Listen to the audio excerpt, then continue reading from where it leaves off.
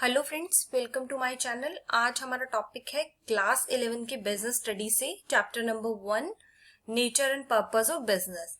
अब हम देखते हैं मेजर एक्सपोर्ट्स एंड इंपोर्ट्स जो हमारे एंशिएंट टाइम में क्या थे। Major exports included, major exports में हमारे क्या थे? एक्सपोर्ट्स मतलब कौन सा मटेरियल हम अपनी कंट्री से बाहर कंट्री में भेज रहे थे।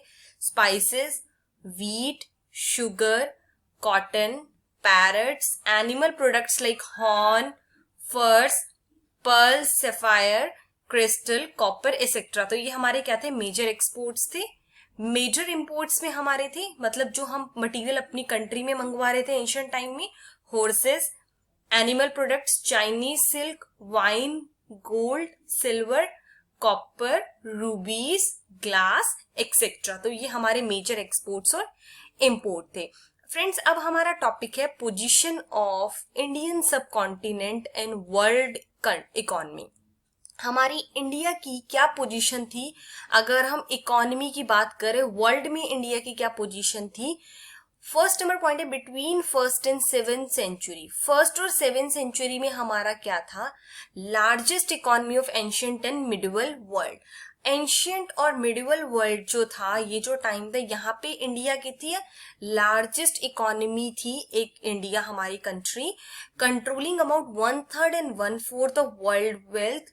इनफैक्ट इंडिया के पास 1/3 एंड 1/4 पूरे वर्ल्ड की वेल्थ थी। referred as Swarna Bhumi and Swarnadweep in writings of many travellers. जो ट्रेवलर्स आते थे उन्होंने इंडिया को नाम दिया स्वर्ण भूमि का और स्वर्णदीप का, क्योंकि यहाँ पे क्या थी? लार्जेस्ट इकोनॉमी थी, बहुत सारा गोल्ड था, बहुत सारा मतलब पैसा था, आप बोल सकते हो, बहुत सारा वेल्थ थी। इसीलिए हमारी बिटवीन फर्स्ट और 7th सेंचुरी में स्वर्ण भूमि और स्वर्णदीप भी इंडिया को बोला गया। उसके बाद हमारा प्री कॉलोनियल पीरियड आया in Indian history was an age of prosperity. इसमें भी क्या था? प्रोस्पेरिटी मतलब बहुत सारा धन था, बहुत सारी वेल्थ थी। इंडियन हिस्ट्री का अच्छा पीरियड था प्री कॉलोनियल पीरियड में। उसके बाद थर्ड नंबर पॉइंट में है commercial sectors are growing. Commercial sector grow कर रहे थे but India was far behind from western Europe. India फिर भी यूरोप से कम था, पीछे था। फार बिहाइंड मतलब पीछे होना इन इनोवेशन एंड आइडिया। जो उनकी टेक्निक्स थी, इनोवेटिव आइडियाज थे, टेक्नोलॉजी थी, वो इंडिया से एडवांस थी। इसलिए हम यूरोप से, इंडिया की एडवांस नहीं थी, यूरोप की ज्यादा एडवांस थी, इसलिए हम यूरोप से पीछे थे, वॉज फार बिहाइंड थे। इसका रीजन है lack of freedom due to increasing control of East India company.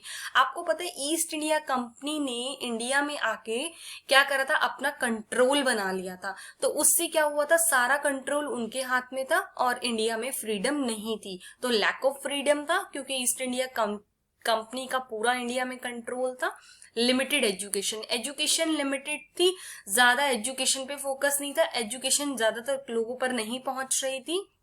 No agriculture and scientific revolution, कोई कृषि क्षेत्र में या साइंटिफिक रेवोल्यूशन नहीं होते थे जिससे कि कुछ इंप्रूवमेंट हो। जैसे हमारी इकोनॉमी थी वैसी की वैसी थी, कोई इंप्रूवमेंट के एरियाज नहीं थे। उसके बाद फोर्थ नंबर पॉइंट है mid 18th century. 18th century में हुआ British empire begin to take roots in India. British empire ने अपना इंडिया में जमाव बना लिया था। बिगिन टू टेक रूट्स मतलब बिल्कुल इंडिया में अपना पैर जमा लिया था। East India Company use revenue generated by our provinces to purchase raw material. East India Company हमारी कंट्री में रेवेन्यू जनरेट करके हमारी कंट्री से रॉ मटेरियल परचेज करती थी और this leads to stop of inflow foreign exchange.